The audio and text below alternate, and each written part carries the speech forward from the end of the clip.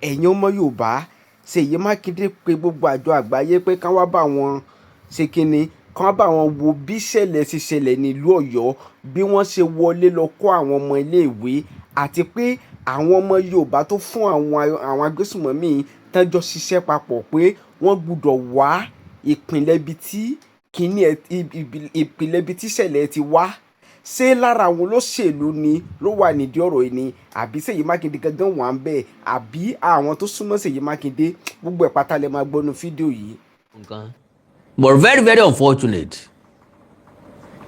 Seyi Makinde ní kí àjọ àgbáyé United Nations kí wọ́n wá bóun investigate ìṣẹ̀lẹ̀ ìjínigbé yẹn. Ó ló lè òní jàgbà kọ́ mọ́ sí lójú fèrè. A ń retí àjọ àgbáyé ẹ̀ pẹ̀lú tó náà rí, pẹ̀lú àlàyé tó gbọ́. N tó ń bá gbọ́ authentic ni, n táwa bá gbọ́ àtẹnudẹ́nu ni. Because gẹ́gẹ́ bí governor, chief security officer, he has the grace, the opportunity and power to call any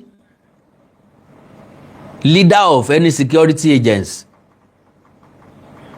pátápátá. So ó túmọ̀ sí wípé ó yẹ kó ń rí jà wá lọ. Ṣùgbọ́n ọjọ́kọ́jọ́ tíran Yorùbá bá fọ̀rọ̀ òṣèlú tì sẹ́gbẹ́ kan, tá a mú ìjọmọlúàbí tá a gbé wọ̀ bí ẹ̀wù, ọjọ́ náà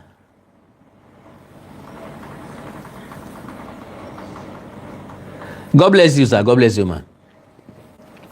So ọjọ́ náà nílẹ̀ Yorùbá ó tó láǹfààní àti tẹ̀síwájú dáadáa bá a ṣe fẹ́ bó ṣe wù wá. Ẹjá gbé tó lóṣèlú ti sẹ́gbẹ́ kan. Ìṣẹ̀lẹ̀ tó ń ṣẹlẹ̀ yìí, ìgbésẹ̀ Seyi Makinde, ó ń tọ́ka sí wa pé we are also vulnerable. Because gbogbo tí ẹ̀dá bá ń wálé ayé kọ́ ló máa rí. Ẹ gbọ́ mi dáadáa o. Nígbà tá Ààrẹ Bọ́lá Ahmed Tinubu fẹ́ díje ní 2023, Seyi Makinde lè mọ́ campaign fún directly, but Seyi Makinde seek support àwọn èèyàn fún Bọ́lá Ahmed Tinubu. Ló jẹ́ kí Tinubu wọlé nípínlẹ̀ Ọ̀yọ́. Ṣé ẹ gbàgbé pé wíwọlé Tinubu kò ṣàì kó bá àwọn ọmọ ẹgbẹ́ òṣèlú PDP nípínlẹ̀ Ọ̀yọ́. Kí ló wá change? Ipò tí Bọ́lá Tinubu wà ó wù Seyi Makinde náà, fine. Bó ṣe wá wù yẹn, kò sí tó bá dì ń bẹ̀, kò sẹ́ńtì nǹkan rí kì í wù. Lóòótọ́ gbogbo èèyàn kọ́ ló lè dàbí èmi Àkàndọ̀rọ̀ Awíkonko.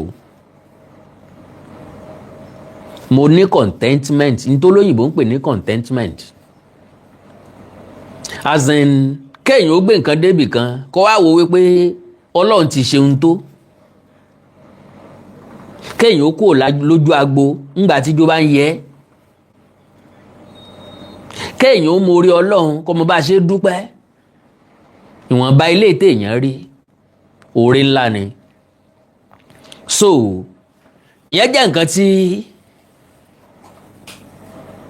ó ń dùn mí pẹ̀lú Seyi Makinde, wípé kò gbé òṣèlú tì sẹ́gbẹ́ kan.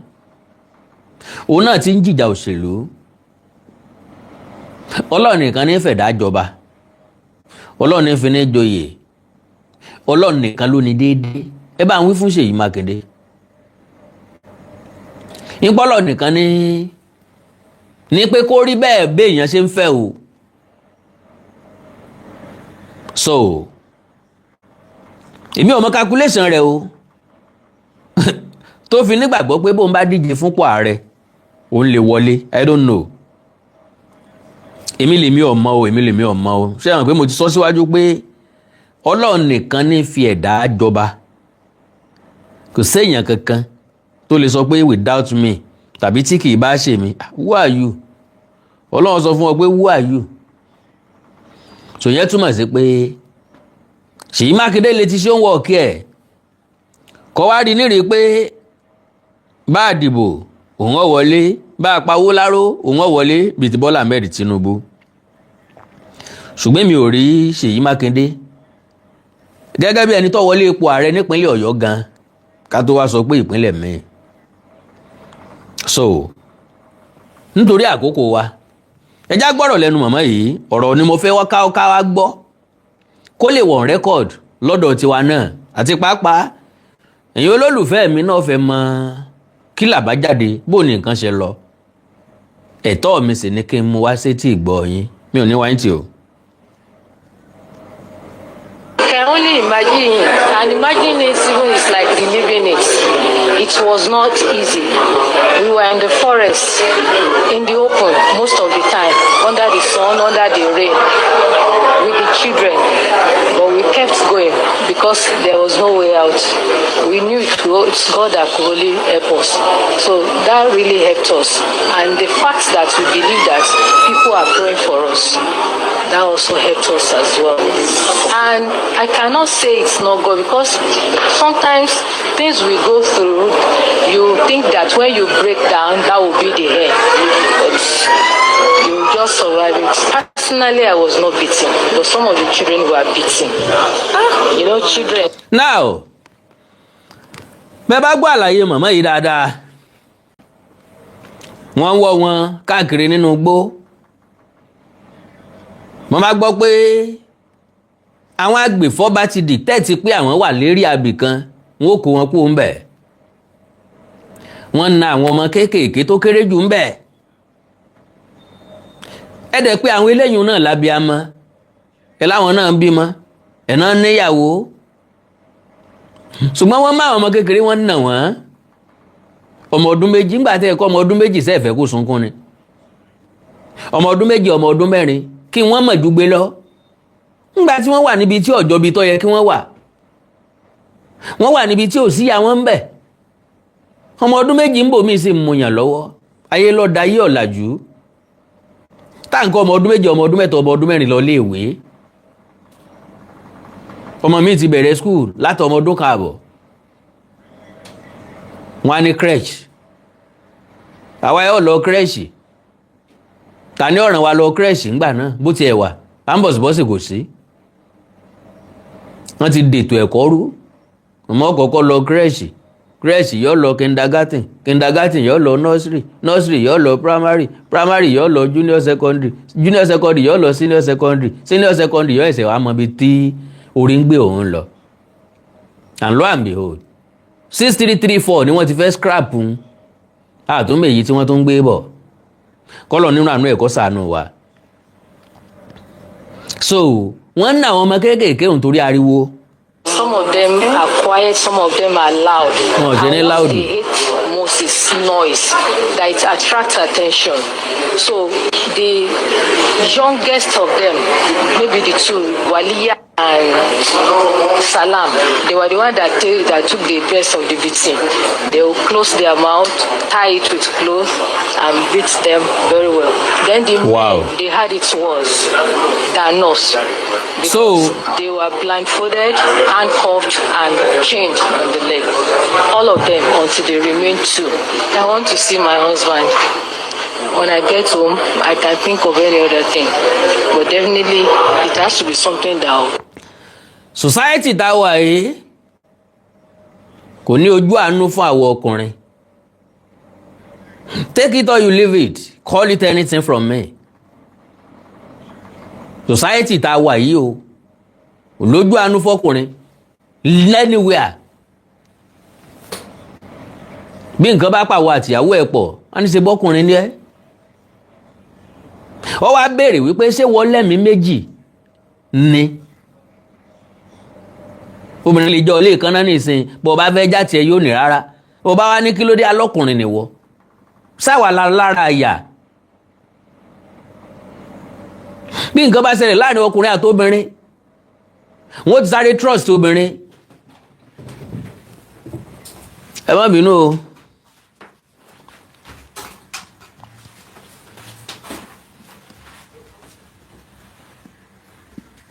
Wọ́n ti sáré trust obìnrin. Bó bá jọ́kùnrin àti obìnrin wọ́n jọ ń du nǹkan ta, wọ́n ti kópa ti ẹbu ọkùnrin ìrúlé ayé ìwò la wá tó fi jẹ́ pé kò sójú àánú fún àwa ọkùnrin ẹgbẹ́ wa àbí ọkùnrin kọ́ ló jí wọn kó wáì tó jẹ́ pé àwọn ọkùnrin wọn tó wá ń fìyà jẹ kí ló dé tó jẹ́ pé àwọn ọkùnrin wọn tó ń pa sọ́rí o kò sẹ́ni tó yẹ kí wọ́n pa ń bẹ̀ o ṣé kò wá sẹ́ni tó gbọ́dọ̀ sọ pé Ọlọ́run ẹ dáríjì mi ẹ dáríjì mi ẹ dáríjì mi ẹ dáríjì mi o tí ó wà pé obìnrin ti ṣẹ̀ láyé o ntọ́lọ́ ti wà mẹ́yìn obìnrin wáyé ìkójìyà rẹ̀ àwọn ọkùnrin náà ni wọ́n mú kínní wọ́n dù lọ́rùn nkéjì bóyá wọ́n dù ní bóyá wọ́n yìn mọ́ ni wọ́n sá pa òun náà ọmọ ọlọ́mọ ọmọ 28 years wọ́n ń pè ní Dean àbí Deacon Dean wọ́n pa òun náà ní kògbókògbó ayé ẹ̀ so according to that woman wọn ò jẹ́ káwọn ọkùnrin yìí orí mú mi ìyẹn túmọ̀ sí pé kọ́lọ́wọ́ dáríjì èèyàn bí èèyàn bá rí wọn gan èèyàn ó fẹ́ tọrọ okú fún wọn sorry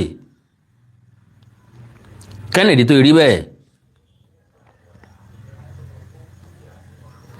ò ní wípé wọ́n ń dì wọ́n lójú wọ́n bá sọ dì wọ́n lójú wọ́n ń dè wọ́n lọ́wọ́ àtẹsẹ̀ wọ́n máa ní lọ́kàn pé ọkùnrin ló lágbára àti sá lọ irú ilé ayé ìwò làwọn ọkùnrin wá Ọlọ́run fúnra lára rẹ̀ ní yó ṣàánú wa gbọ́dọ̀ jó ogbó náà àwọn ọmọ òfì sọ́dọ̀ obìnrin wọn lọ́kùnrin mọ bí ó ṣe survive kódà.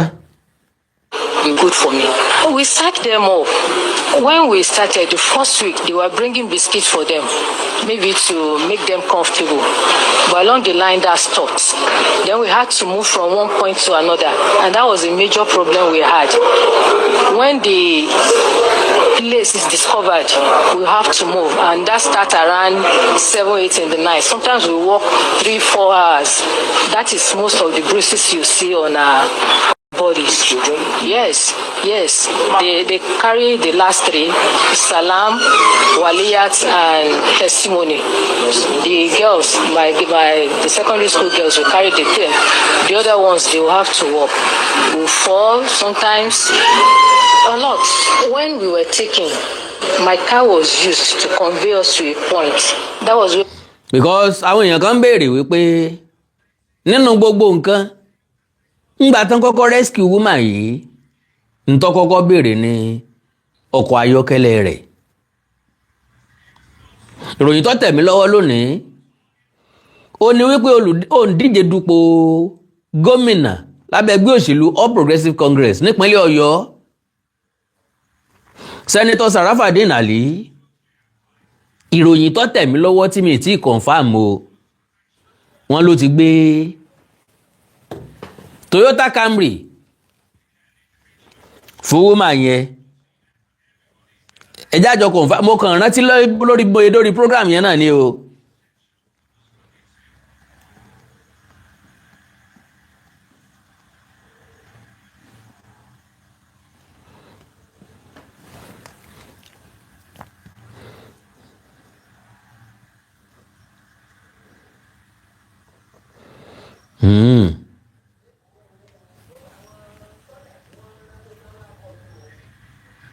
sorry ẹ má bínú o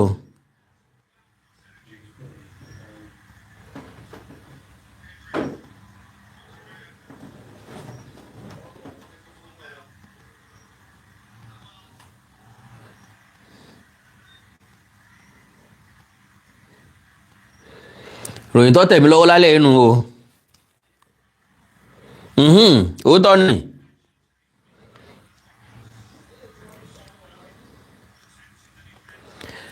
Guardian newspaper lélẹ́yìí ó ní Ọ̀yọ́ APC Guba candidate donates car to rescue Orire school principal so it was true because alẹ́ ni mo rí Camry 2010 model ni kí la wọ́n ń pè náà The governorship candidate of the All Progressive Congress APC in Oyo State, Senator Sharafadin Ali, has donated a brand new Toyota Camry, brand new to Mrs. Rachel Folake Alamu, the principal of Community High School, Ishele, Orire local government area, in recognition of her courage and resilience after surviving a 56-day kidnap ordeal. Mrs. Alamu was among the teachers abducted alongside pupils during the May attack on Community High School, Ishele, and Yawota Baptist Nursery and Primary School in Orire local government area. During their captivity, the principal was reportedly compelled by the kidnappers to appear in several video recordings used to communicate with the outside world and press demands. Presenting the vehicle, Ali commended Mrs. Alamu for her exceptional bravery, composure, and unwavering commitment to the safety and welfare of the abducted pupils throughout the traumatic experience. He described the donation as a modest token of appreciation for her courage and an expression of solidarity with victims of insecurity. The senator said he hoped the gesture would aid her recovery and encourage her as she resumes her professional responsibilities. Resume okay. Láago mélòó kí wọ́n jẹ́ kọ́kọ́ sinmi dáadáa ná kò yí sinmi o. The senator said, okay, according to him, teachers who continue to serve under difficult and hazardous conditions deserve the support and appreciation of society. So, now, because àwọn èèyàn kan sọ, ńgbà tí woman yẹn ní tó sọ̀rọ̀ nípa mọ́tò ẹ̀, ńgbà tí wọ́n lọ rescue wọn gangan láti inú igbó ló ti béèrè lọ́wọ́ ẹnìkan, lọ́wọ́ sójà kan, ń pé mọ́tò òun kọ́, ìyẹn wá náà máa bá get ká ẹ̀.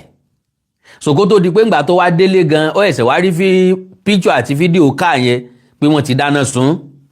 So now, àwọn èèyàn kan wá ń béèrè wípé pé wọ́n ti rescue wọn ṣe tó ẹ̀kọ́ máa rán mọ́ nínú bí ọba sọ tí wọ́n ikú lọ́dọ̀ ìjọba padà sílé ẹ dákun ta ni yóò bá sọ padà náà bó ló fẹ́ sọ mọ́ ó ti dàtẹ̀yìn kọ́gbọ́n agé tí ajánu tá a gé létí tí ṣẹ̀ṣẹ̀ ń tọ́jú abẹ meanwhile mọ́tò rẹ̀ ń làwọn ajínigbé fi kọ́kọ́ kó wọn débì kan kí wọ́n tó wá gbé ọ̀kadà pàdé wọn kí wọ́n tó fọ̀kadà kó wọn wọnú igbó lọ. So èèyàn kan lọ sáwà mọ́tò ẹ̀ kú òǹbí tí wọ́n gbé dé tó wà lọ síbòmíì tí wọ́n fi lọ dáná sun bẹ̀. So mo appreciate woman yìí, she is very very sound, ó dẹ̀ mọ nǹkan tí ń ṣe. We met the primary pupils and their teacher and the teacher. So we had to walk for about 1 hour. They brought bicycle machine and about 10 of them. So we were parked there and we rode for more than 4 hours on chartered path. Wow. But they knew their way. What actually happened, I thought they left the car there. The police will have towed the car to their office. But somebody showed me the car where it was burnt. And that was not the part we took. So I think they drove it to that point before it was touched. That was not the way we took into the forest. Ó ní kì í sọ̀nà ibi táwọn gbà wọnú ìgbẹ́ níbi tí wọ́n ti rí mọ́tò. Ok, ẹ̀já gbọ́rọ̀ lẹ́nu ọ̀gá iléeṣẹ́ ọlọ́pàá àbí ọ̀gá sọ́jà jàre. Ok, no, woman yẹn náà ni. When we were taken, my car was used to convey us to a point. That was where we met the primary pupils and their teacher and the teacher. So we had to walk for about 1 hour. They brought bicycle machine and about 10 of them. So we were parked there and we rode for more than 4 hours on chartered paths, but they knew their way. Madam, when you were released immediately, the first thing you said was, ó náà ń bílèrè pé ìgbà tí wọ́n release yín ní tó kọ́kọ́ sọ ni pé where is my car mọ̀mọ́ yẹn rẹ́rìn pé kí ló lọ lọ́kàn ẹ̀ báyìí. that particular time you wanted an answer to anything. No, what actually happened? I thought they left the car there. The police would have towed the car to the office, but somebody showed me the car where it was burnt, and that was not the part we took. So I think they drove it to that point before it was touched. That was not the way we took into the. Will this impact on you negatively in any way as a teacher going forward? Irú ìbéèrè wo nu? Wọ́n gbé èèyàn lẹ́nu iṣẹ́. Wọ́n gbé wọnú ìgbẹ́ lọ. Ó lò 56 days ńbẹ̀. Wọ́n pààyàn lójú ẹ̀. Ẹ̀ tó wá ní só ní negative impact ní life ẹ̀. Kò ṣe níní. Ṣé òun gangan kọ́ ló máa feel trauma yẹn jù ni? Láti jókòó sí same class láti máa kọ́ ọmọ ṣé kò ní dẹ̀tì tó bá jẹ́ ìṣẹ́ lè lọ.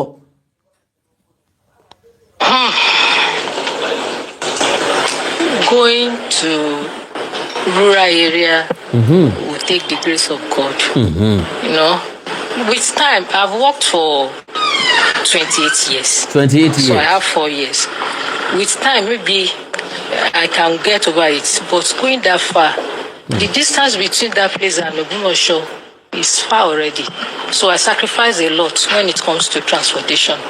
Now, coupled with this, I don't know what will happen. But for now, thank you very much. As intelligent as she is, màmá yẹn ò fẹ́ sọ wípé òun ò lè padà lọ síbẹ̀ mọ́ o.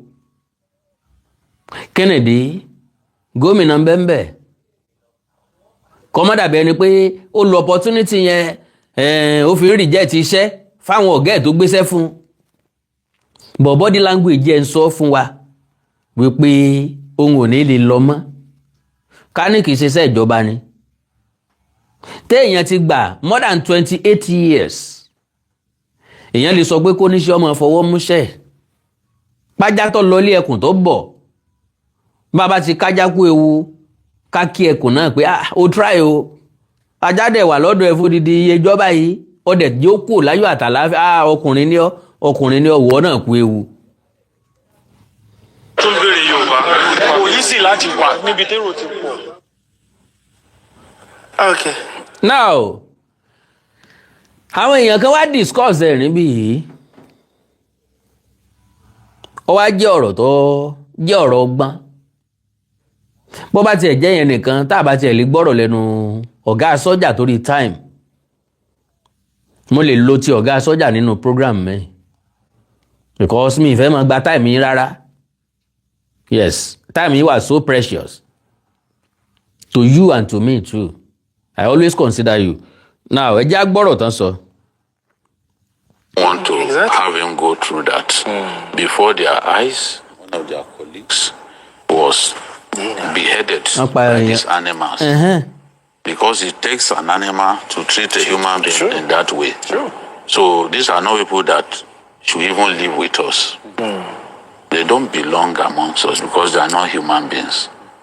You know? And to think that the same people, when the DSS arrested their own family members, they became traumatized. They started even reducing their demands.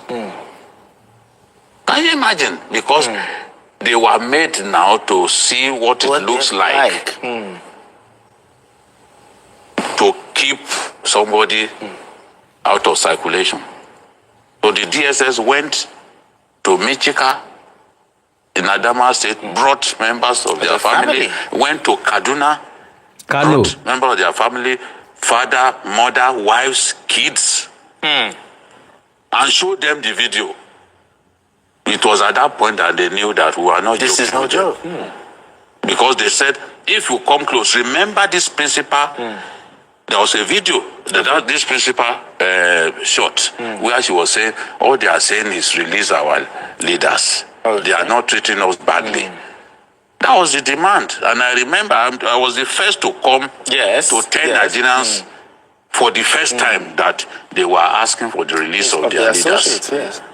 And that was what happened. The woman herself said it. And they said don't use military force. If you try to use military force, we'll kill these people. Again, the principal was made to say that in that video to Nigerians. They said if you try to use the military to secure the release of these children, we'll kill everybody.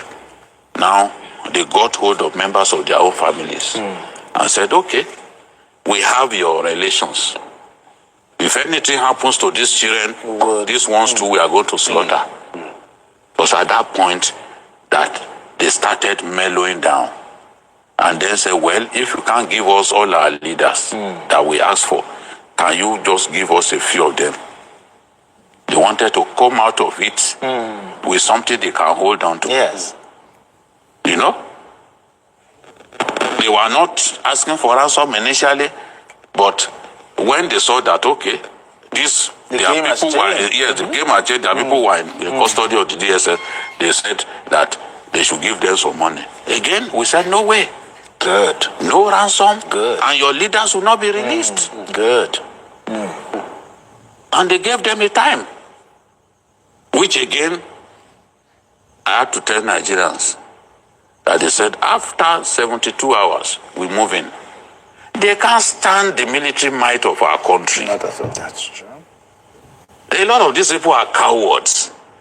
If you deny them the drugs that they take, yes, just for some time, you will see that they are just ordinary people. Even in hand combat, you will defeat them. Sure. It's these drugs that transform them into something else and made them worse animals than they are.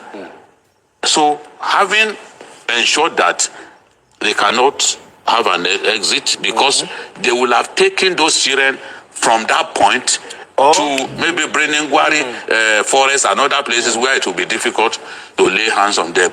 They picked bandits kidnapped children in Kuriga or the way to Breningwari in Kaduna. They ended up in Zamfara State.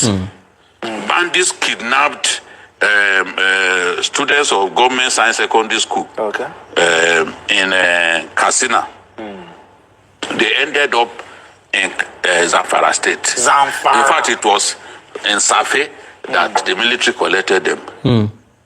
So it would have been dangerous if they had the opportunity to take them far, but we encircled them. From the first day military was deployed, they encircled them, exit point blocked. And they knew that the longer those children were with them, without us yielding to their demands, the more frustrated they will become. That's true. I mean, this is not Chibok. Some people thought this would be Chibok. But this is a different administration. In the past, we would have yielded to the demands of these good-for-nothing people. But no, we said no. And that was it. We didn't yield to demand. In fact, Abu Bara, the leader of the group, the first leader of the group, Ansaru, that the DSS arrested, he was brought to court. To court, okay. His plea was taken. The other one, Mahmouda, who took over from him, the DSS also arrested him. DSS have been working on these Ansaru people for years. They were able to even know the homes of their family houses and all that. And that was the game changer.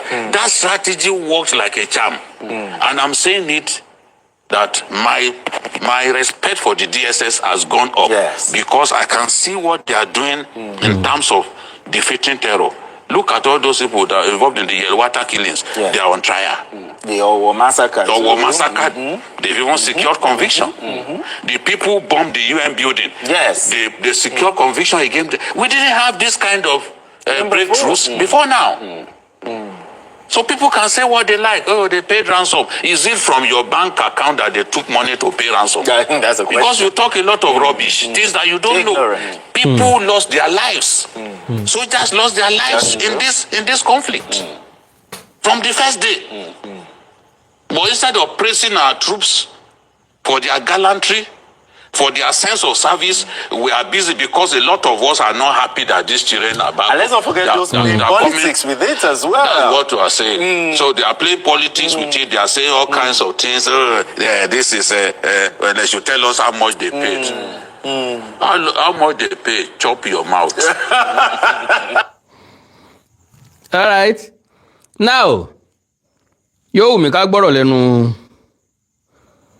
ọ̀gá iléeṣẹ́ ológun. Details wà lẹ́nu tiwọn náà kó lè wà on record. So I want to just put on record that On record.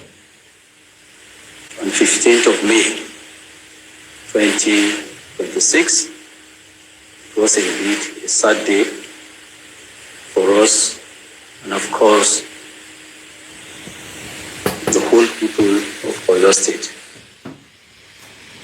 It was sometime around 10:00 hours. We were conducting an event in the barracks, and I was called that something like that had happened. So we had to move in from all the troops that are close by to that area.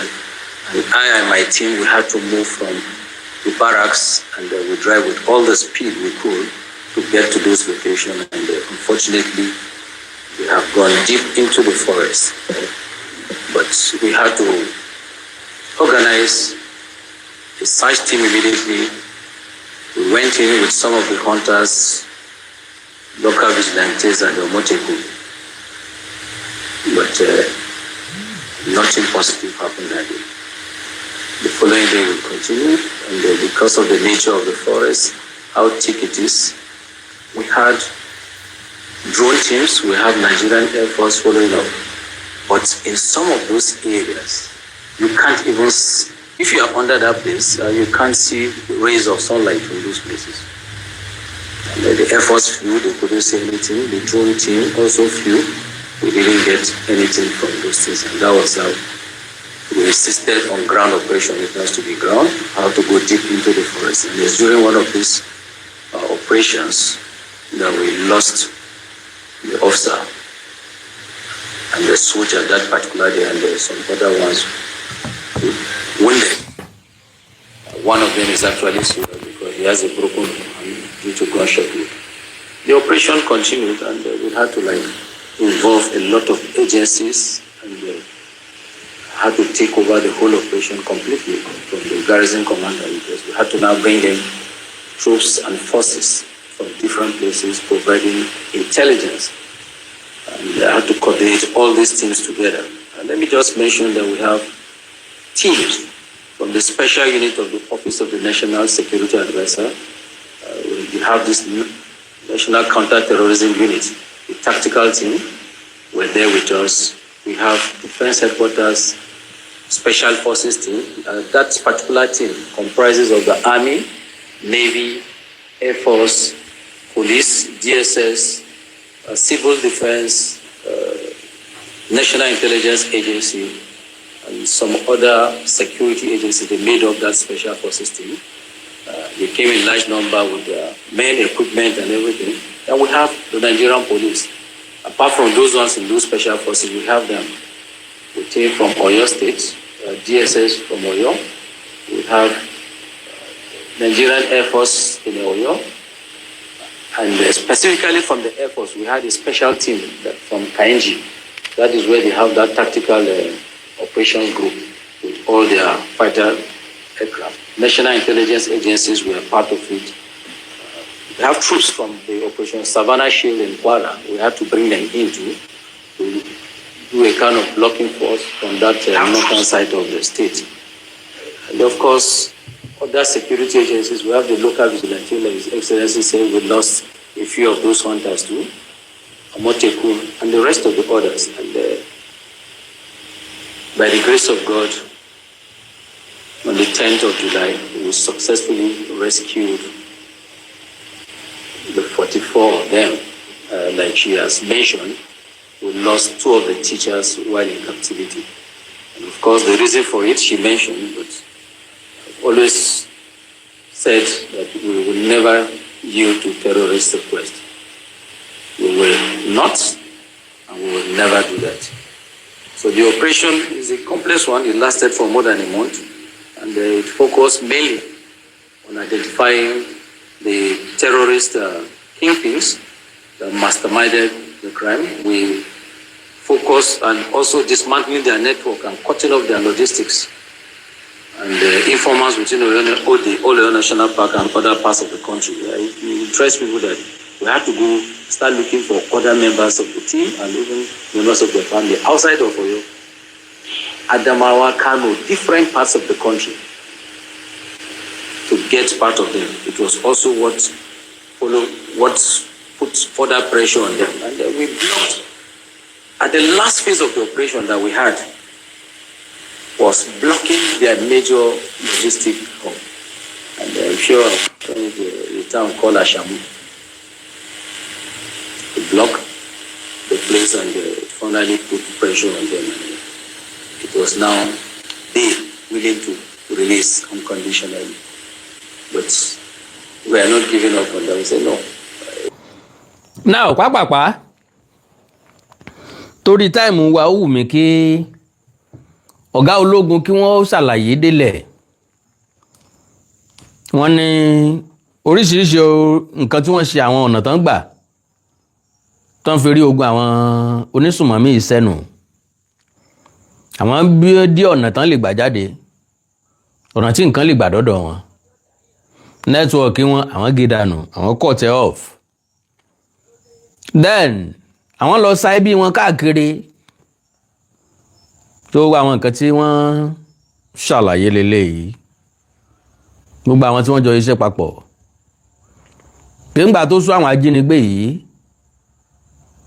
wọ́n ju àwà sílẹ̀, wọ́n láwọn ṣetán láti yọ̀ǹda àwọn táwọn kó kán máa lọ láyọ̀ àtàláfíà láì gba nǹkan kan lọ́wọ́ wọn. Ṣùgbọ́n àwọn sọ pé rárá o, adẹ́sà ìpínsà ní kì í jẹ́ kó ọmọdé orórí eku mú délé. Ìsà ilé ìtàwọn ń dẹ yìí àwọn ọdẹ dópin. Ní táwọn bá pa ń bẹ̀ kò déédéé, báwọn ò bá sì pa nǹkan kan bẹ̀ déédéé, àwọn ọ̀sà dẹ parí.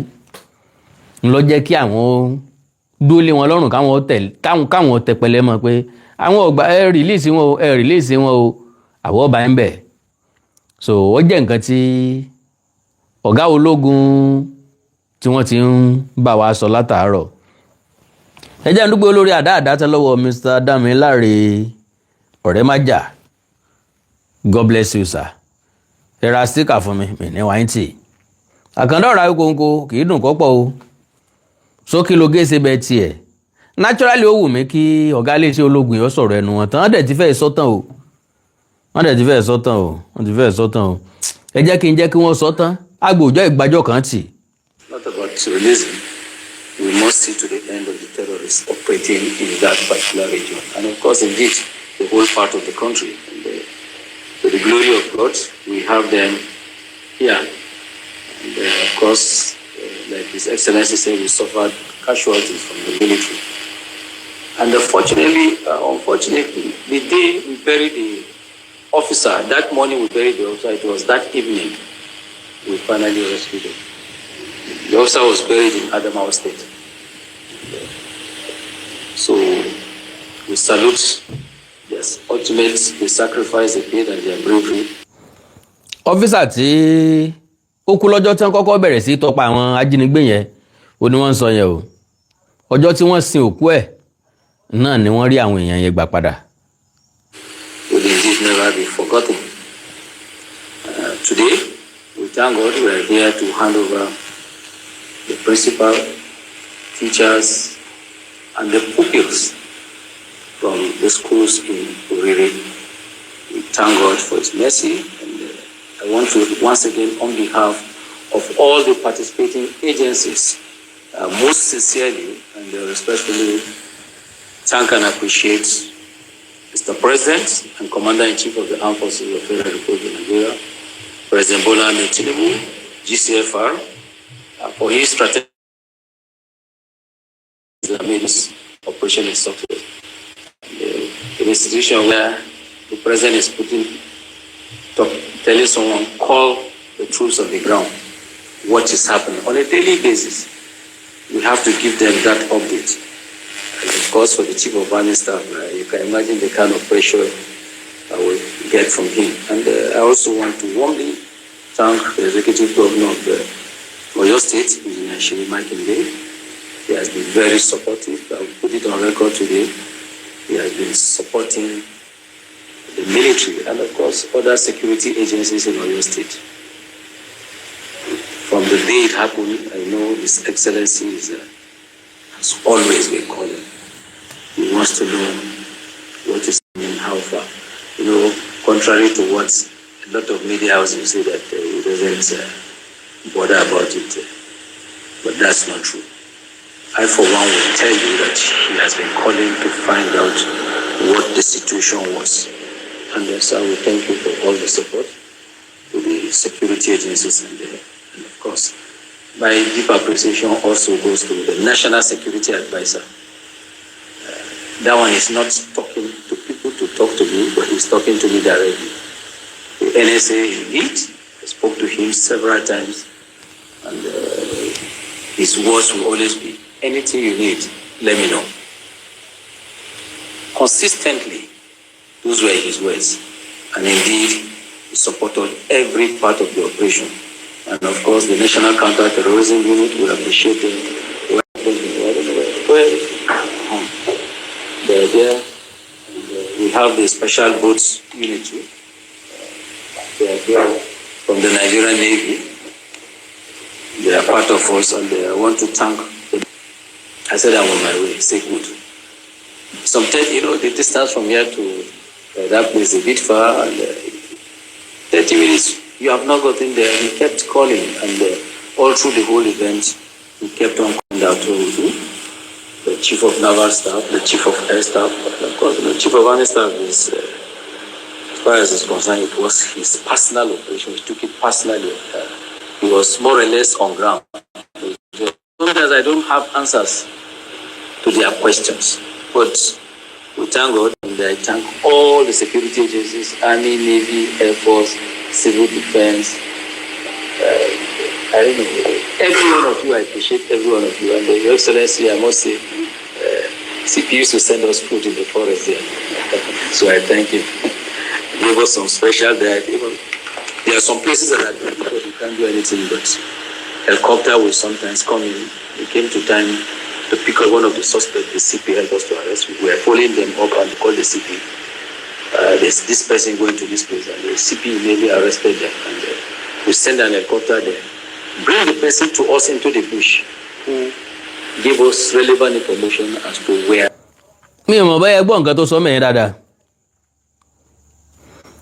lójú nọ́mbì tí wọ́n wà ń bẹ̀ tí tán bá arrest suspect tó ní link sí àwọn ajínigbé tó jẹ́ àwọn akẹ́kọ̀ọ́ ìgbé iléeṣẹ́ ológun ó fi helicopter gbé suspect yẹn wá pẹ̀lú commissioner of police ìpínlẹ̀ Ọ̀yọ́ wọ́n tẹ̀lé wọn wá pẹ̀lú helicopter wọ́n ó fi gbé suspect yẹn wá láti béèrè information lọ́wọ́ ẹ̀. Our security agencies done so well. There comes well. So we thank every one of you, and we thank God that the operation has come to an end. And we also thank Professor Longe, and when he came with his team to support our medical officers there, and they did wonderfully. The pediatrician was there, recommended some food, and I'm sure that's why you see the children looking brighter. His Excellency saw them the day they came in, but we thank God they are looking much brighter today. Finally, sir, I want to sincerely thank the media and the entire Nigerian people. Thank you for the pressure. We are not accusing you but it's okay. Some of those pressures are necessary. I will know. For all you did, putting pressure on us. While we're doing it, we're not sleeping also. So, but we appreciate every one of you. Thank you. So, àwọn oníròyìn tá mọ̀ ti prayer lé wọn. Now, God bless ẹni tó kọ kíní yìí. 44 people free, but Nigerians don't deserve to be guaranteed the whereabouts, identities, and further pictorial information of the criminals. All right. Tí n bá ní kí n fi ṣe ọ̀rọ̀ sọ nísìn ọ̀rọ̀ tọ́rọ̀ mọ́ pọ̀. Ẹ jẹ́ kó lọ ń dá wa sí. A máa sọ̀rọ̀ nípa ẹ̀. Torí time ti lọ already. Ẹ mọ́ jẹ́ kí n dá á lẹ̀ rárá. Torí mi ní lè parí ẹ̀. God bless you. You made a valid point here, and may God bless you, sir. Or ma. now àkàndọ̀rọ̀ Awíkonko ń relé ẹ mọ̀ dárò bẹ́ẹ̀ bá dárò tó dọjọ́ mi ọjọ́ rẹ̀ ẹ like follow page mi lórí Facebook Awíkonko television àti Awíkonko TV ẹ subscribe sí YouTube channel mi Awíkonko TV àti onídàá jẹ́ teacher torí pé n tá a máa jẹ òsì ńlẹ̀ la fi jẹ n tá a máa jẹ tàbí n tá a rí lọ́rọ̀ wọn. They are not sound, but this woman is very, very sound. I'm very proud of her. So gbogbo ọ̀rọ̀ tí wọ́n bí lọ́dà létòlétò màmá lòun ti lò 20-something years. God bless you, sir. God bless you, ma. You are welcome, sir. Mi ni wáyé tì, sir. Mi ni wáyé tì, ma. Wọ́n ti lò 20-something years nídìí iṣẹ́ yìí. Lélẹ̀ tó túmọ̀ sí pé àti fẹ̀yìntì rẹ̀ kò pẹ́ mọ́. Having said that, àtònímọ̀ ní òtátà náà máa nà á. Mr. Tunde Okoli, God bless you, sir. Mi ní wáyé tì ní mòṣe ní jẹgun kẹ́yìn ẹran láyé yín. Gbogbo ẹ̀yin tẹ́ ń wò mí pátápátá lẹ́lẹ́ support lọ́nà kan àbí kejì bóyá kẹ́ ra sticker tàbí kẹ́ fún mi ní gift ẹ ti máa rí logo sticker ìyẹn $sign ẹ ti máa rí icon gift gbogbo aládá ẹ̀bùn táwọn tán bá package ẹ̀bùn kalẹ̀ icon ẹ̀ ti máa rí ẹ kàn click lórí ẹ̀ yóò gbé lọ síbi táwọn gift yẹn wà eléyìí tágbára yín bá ká ń bẹ̀ ẹ̀yin náà lè tẹ́wọlé kú sẹ́ni mórí iṣẹ́ yá. God bless you, sir. God bless you, ma. So, like I said, mo nígbàgbọ́ pé woman yìí ó ti tàn mọ́lẹ̀ sí ọ̀pọ̀lọpọ̀ àwọn ọ̀gá àgbà nínú iṣẹ́ ológun. Wọ́n ń pé kí lèyí tó ṣẹlẹ̀ yìí èyí láfi wá gbó dẹ́kun fáwọn oníṣẹ́ láabi. Wọ́n gbìyànjú ẹ̀ Ọlọ́run ọba mi sì fún wọn ṣe. So mo wá ní bẹ́ẹ̀ bá gbọ́rọ̀ lẹ́nu ẹni tí nǹkan ṣẹlẹ̀ sí ní fi dùn. So láì gbà kókó yín láì dé ìnàpẹ̀nu ẹ láǹfààní láti gbẹ́rọ̀ lẹ́nu principal Madam Rachel Alamu Abakanmu ni Alamu. So agbọ́ bí ṣe kú bọ́ bẹ́ẹ̀ ṣe bẹ́ látẹnu ọ̀gá àgbà fún iléeṣẹ́ ológun náà ṣùgbọ́n bẹ́ẹ̀ ṣe ń wọlé oore kan tẹ́ ẹ lè ṣe mí ó náà ni pé kẹ́ ẹ bá mi lọ́ọ̀fù láìkì kẹ́ ẹ sì bá mi pín prógrámù yìí kó délé kó dòkó kó dẹ́sẹ̀ wù kó dọ̀nà jíjìn eléyìí náà ni oore tí a lè ṣe fúnra wa. So wọ́n fọ̀rọ̀ wá mama principal yìí lẹ́nu wò. I love that woman for something. She is very, very sound. She is very, very sound. Because ọ̀pọ̀lọpọ̀ àwọn èèyàn jẹ́ tíṣà lónìí by accident. Àwọn kan jẹ́ teacher by opportunity. Àwọn